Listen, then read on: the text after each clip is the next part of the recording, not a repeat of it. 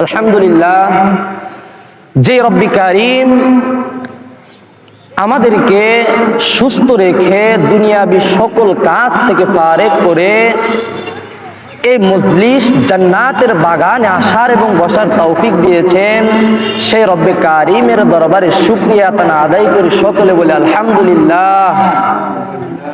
এই মজলিসটা জান্নাতের বাগান কেন বললাম?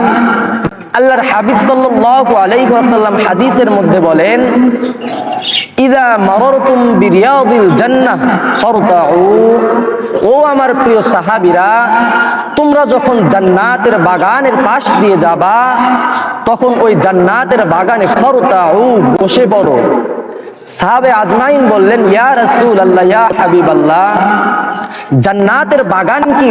ক্বালু ওয়া মা রিয়াদুল জান্নাহ, জান্নাতের বাগান কি?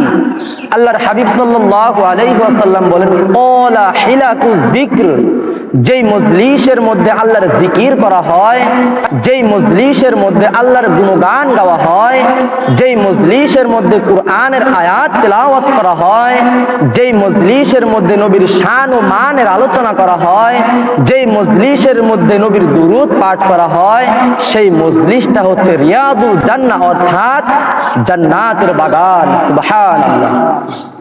এই জান্নাতের বাগান আসতে পেরে আমরা খুশি না বেজার? উচ্চ আওয়াজ দিয়ে বলুন, খুশি না বেজার? সাইয়্যিদুল মুরসালিন, ইমামুল মুরসালিন, খাতামুন নবিয়্যিন, আশরাফুল আম্বিয়া, আশরাফুল মাখলুকাত, ওয়া মা আরসালনাকা ইল্লা রাহমাতাল লিল আলামিন, যেই নবীর উসিলায় আজকে আমরা লা ইলাহা ইল্লাল্লাহ জানতে পেরেছি, কথা বলেন ঠিক কিনা? সেই নবীর উম্মত হতে পেরে আমরা খুশি না বেজার?